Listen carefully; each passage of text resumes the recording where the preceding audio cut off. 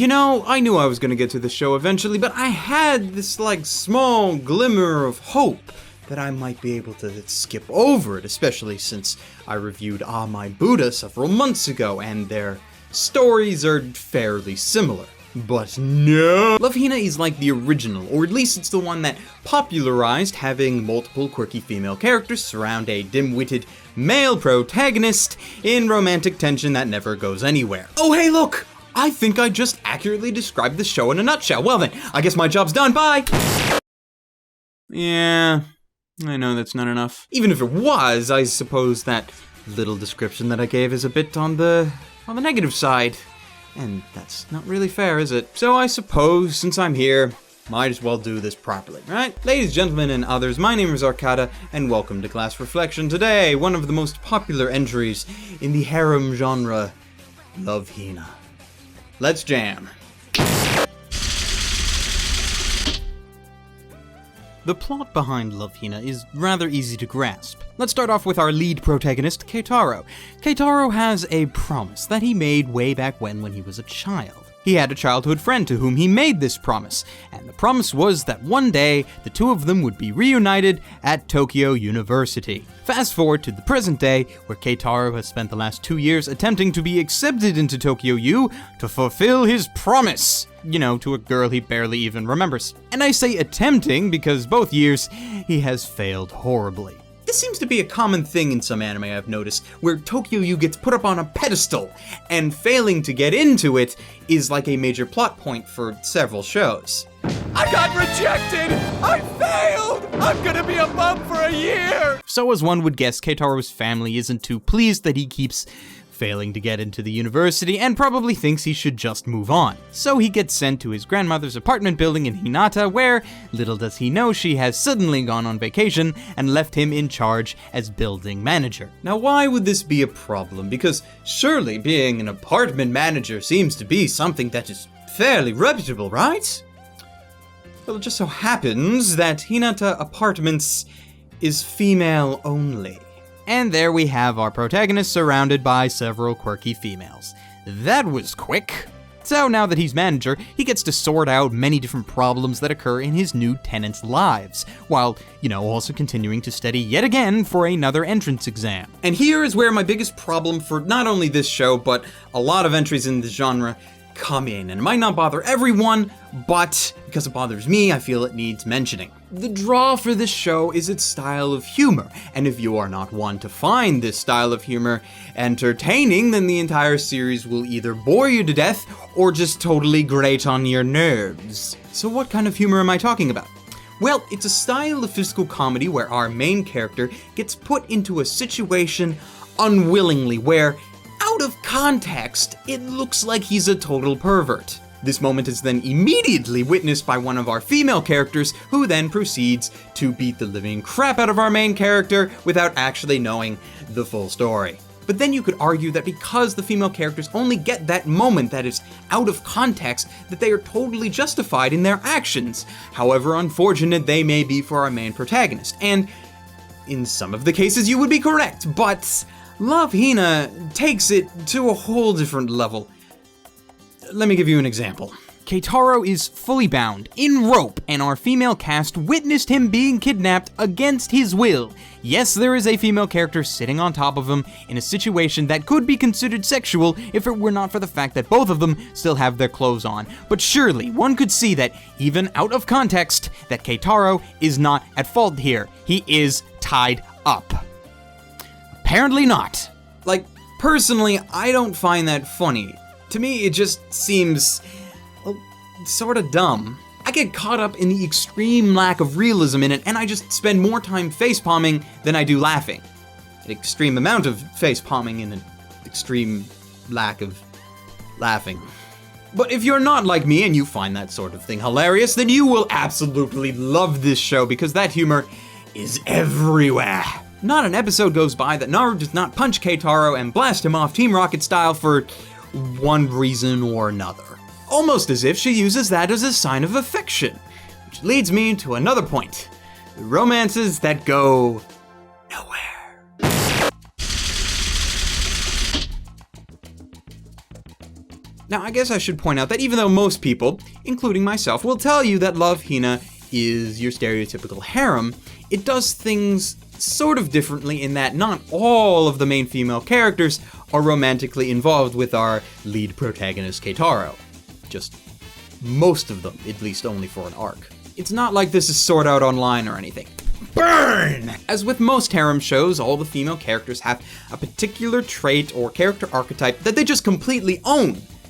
But beyond that, stuff.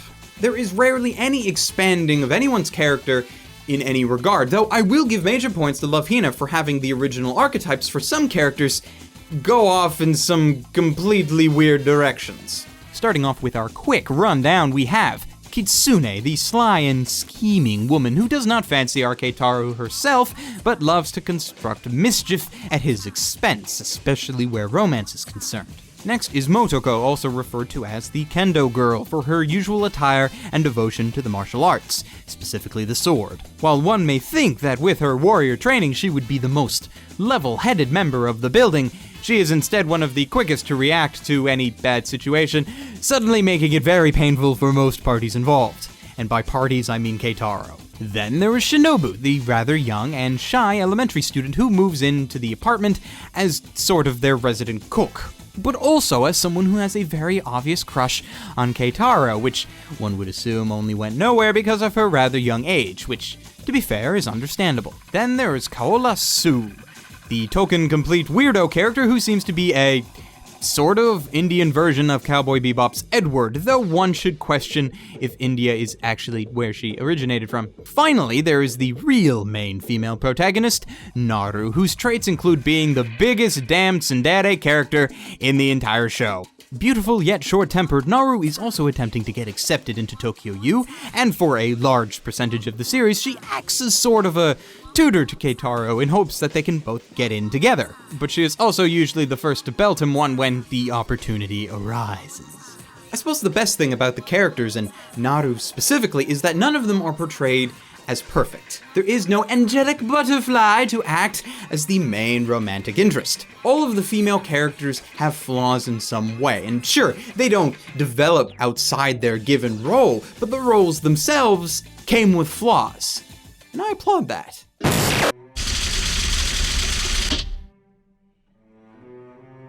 The animation for Love, Hina is slightly interesting because compared to modern day work, really rather bland. But this is because it's from a time when digital art was only just starting to really replace cel animation as the method of choice for animators. More interesting though is where the animation came from, and well, actually it came from multiple studios, but the one studio that is most prominent is Production IG. Now, of course, Love, Hina was created before Production IG went off and created the Ghost in the Shell standalone complex series that has animation that's even on par with things that are still coming out today. But looking at Love, Hina, I can really appreciate where they came from, because I know where they have been since. For its time, it's not that bad, and especially when you consider the material, anything more might have been overdoing it.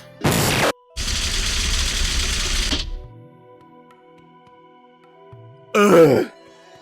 I can't believe this part, actually. You see, I do recall watching this show back when I was in high school and rather enjoying it, and back then, we almost certainly watched it dubbed. But now, man, I can't stand this dub. It comes from an older time, and unfortunately, it just does not hold up anymore. I've heard some people say that this dub is one that you just need to adjust to, as most of the voices are very similar to others done by these same actors, which is one of my major problems with it. But then I would argue that, should you have to adjust to a dub just to find it somewhat bearable? I don't think so. Like when it came out, I'm sure it was a lovely dub for the people who did not want to read subtitles. I was part of that group back in my early days as an anime fan, but now, yeah, no. I cannot recommend watching it unless, of course, you do have a legitimate reason of why you cannot watch sub. Most of the incidental music is rather insignificant, and in fact, the most noteworthy song of the entire show is its opening, an industrial-style track with a melody that will most likely get stuck in your head for a few days until you can pry it out with something else. Good luck with that, though.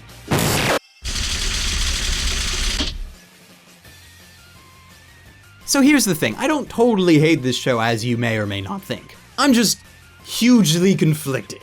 I have these memories from when I was just starting out watching anime in high school and absolutely loving this show. I remember being completely jealous of one of my friends who went out and bought the entire manga for Love, Hina one time at Anime North, and I could not, and I couldn't even read his copies, because some friend he was. I also remember seeing episodes of the show from back then and laughing my head off because I thought they were hilarious. But now I look and all I can see are these logic problems and the points in the show that really just do not make sense. And you have to admit, there are a few.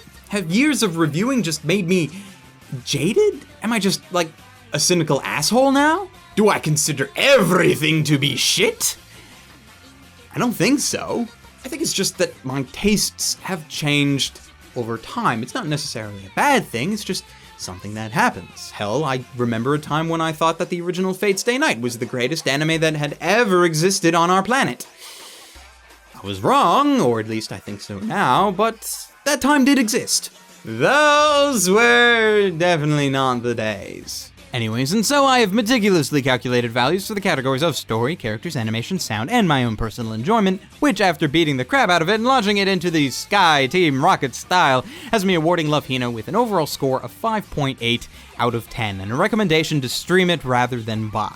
Now with that said, if you really like it after you've watched a few episodes, then be my guest and buy the thing, because you will most likely love the hell out of it.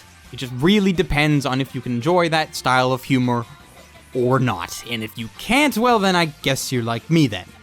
Bah, humbug. At the time of this video, Love, Hina has been licensed by Funimation Entertainment, from who you can pick up the series on DVD, unless, you happen to find a really old Bandai copy lying around, as they were the original licensors, but good luck with that. For alternate anime recommendations, I point you towards the anime adaptation of another story by the same mangaka, Maho Sensei Negima, or just Negima as most people like to call it. And also towards another romantic comedy that is only a little bit, okay, it's a lot dated, but it's called Ah My Goddess, not to be confused with Ah My Buddha, because there are major differences there. Hopefully between all of these shows you should find something to your liking. And that's it from me. Please subscribe if you like the video, follow me on Twitter if you feel so inclined, and until next time, ladies, gentlemen, and others, stay frosty.